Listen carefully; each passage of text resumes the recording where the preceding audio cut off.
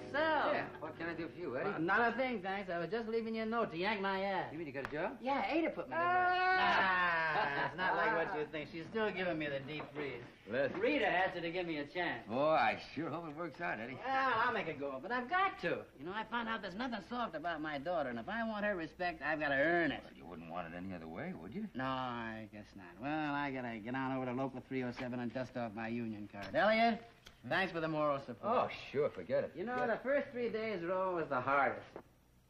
If you can survive them, you're in business. Say, you look like the kind of a fellow who would appreciate a good scotch. Well, I do now and then. Well, then come on down to the tavern some night. I'm gonna lay in a little private stock, you know, some of the real good stuff. Of course, when Ada's not watching. Hey, listen. When you used to tend bar down there on the waterfront, I bet you must have known just about everything that went on down there on the wharf, huh? Oh, yeah. I'd say so. Why? Well, this guy, John Chandler, he used that place quite a bit. He must have sort of like a headquarters, didn't he? Forrest, you mean? Yeah. Oh, yeah, he was one of the regulars while he was around, but, you know, there was nothing we could do about it. He never got out of line. Did you ever see him with Leslie Harrington? Les Harrington? Now, there's an unlikely combination. Well, you know, Harrington used to drop into that bar now and then. Yeah, but even then, Les was on the way up. And I doubt if he gave the time of day to a character like Forrest, or, Chandler, as you call him. Well, think about it, Eddie. Did you ever see them together at all? You know, maybe having a drink or talking or anything at all like that? Well, if I did, I can't remember. There were so many people in and out. Hey, wait a minute. Les was a pretty good poker player. We used to have a game every once in a while, you know? And I think Chandler sat in on a couple of them when he had the money. Why, what's it all add up to, anyway? Well, you see, Harrington gave this guy Chandler a job down at the mill when he was laying off guys that had years of seniority on them. Also, that gun that Chandler used to escape with was registered at the PEYTON mill. Now, I feel certain that Chandler and Harrington knew one another before Chandler came back into town. Wait a minute.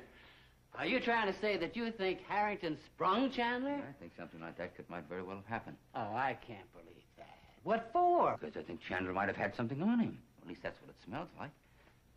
Oh, yeah. Well, see ya. Eddie, now, I know a lot of years have gone by, but Harrington and Chandler, I mean, think maybe a poker game after everybody else had left the bar, you know. Well, when you run a tavern, you got a million things on your mind. But think hard. I did. But it's important to me. You ought to be a prosecutor, pounding away at some character on the witness stand. Look at Eddie. Did you ever see them come into the bar together, or did they ever leave the bar together? Well, you knock it off. I don't like to get cornered. I don't like to be pushed around. Well, there's an awful lot more behind that grin, isn't there, Eddie, my friend? I'm sorry, Elliot. You see, I couldn't help but think that maybe you were leaning on Les Harrington because of what he did to you, because he sent you up. I mean, you'd have a perfect right to. No. That's all through with. No, all I'm thinking about is Chandler and how he got out of jail and why. And I have a funny feeling it's not going to take me too long to find out why. Well, I hope you're wrong, because Les is my kid's father-in-law now. And I don't think the family could handle 2 black sheep. See ya. Good luck in your job, Eddie. Yeah, I'm gonna need it.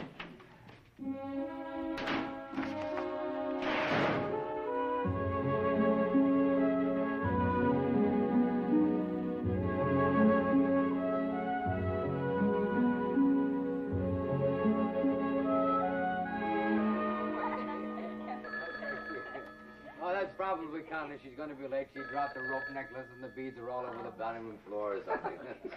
Hello. Norman? Yeah, who's this? This is your grandfather. Is Rodney there? Is Rodney here? Oh, I'm hurt. You call my house and ask to speak to Rodney. I've no time to listen to your banter. Is Rodney there? Yeah, he's here. Just a minute. Hey, Rod. Who is it? What's his name? Hello? Rodney? I'm afraid something out of the ordinary has happened. Grandfather, can't it wait? We're about to sit down to dinner. Have you seen Betty today? Betty? No, why? Well, she hasn't been back this evening and left no message. Well, there are a lot of places she could be. I know, but it's not like her. She's never done anything like this before. I thought perhaps she might have been to see you. She hasn't. No, I wasn't exaggerating when I spoke to you yesterday. There is reason to be worried about Betty, and I am. If you hear from her, let me know at once, will you, Rodney? All right. Goodbye. What's up? Oh, nothing. Betty just hasn't come home yet, that's all. So why call you? Well, let's get back to the heavens here now. I didn't give you that telescope for nothing, but I want you to pay attention, all right? Now, it seems that Zeus used to forget his godly status once in a while and occasionally socialize with Callista. When Zeus's wife got wind of it, she flew into a blood rage, and she changed this beautiful nymph into a bear. Now, Zeus was beside himself. He didn't know what to do. He couldn't change her back. So he took this bear and he flung her high up into the universe where he could look at her for the rest of his life, you see. And that's why we have this big bear constellation, Ursa Major, which is right in here. How do you like that? Huh? Very good. Just goes to show that you don't mess around with Hera. Right, Ron? No. You just don't mess around. Well, listen, I think Constance is going to be late, so why don't we just go ahead and have dinner? Yeah, why don't we? Norm, would you clear everything away? Can I help you, Rita? Set the table? You're being a little rough, aren't you? Well, you have to be rough or he doesn't understand. In case you haven't heard, Betty's married to somebody else, and I'd hate to find my brother with his head bashed in one night. Okay, why don't we get into the Oh, argument, no, huh? Ron, listen, forget I don't it, want to for forget heaven's about sake. it. Listen, Grandfather's in a panic.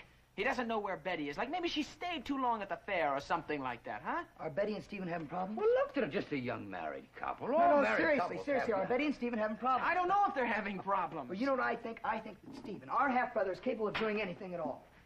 Listen, what do I have to do to convince you that I'm not involved with Stephen's wife? Just don't get any more phone calls here asking about Stephen's wife.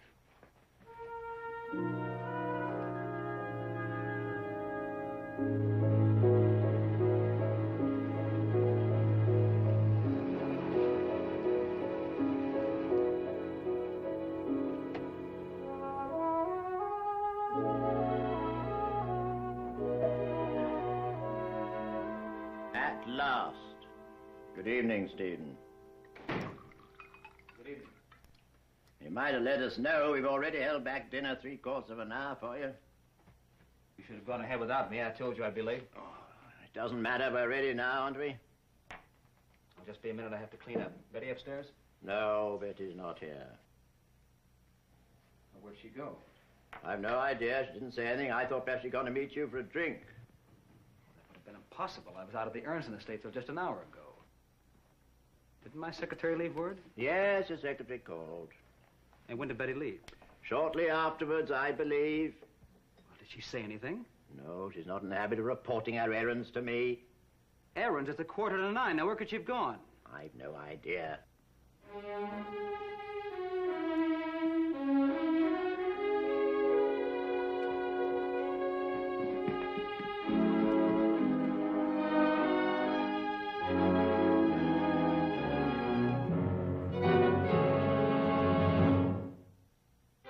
Preview from the continuing story of Peyton Place. You just want to find out if you've got somebody to run to in case Stephen leaves you.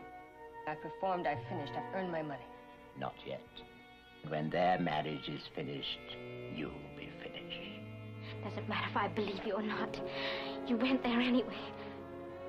And I came back because I wanted to. You came back to what? To us, to you and me. What we have is not lost.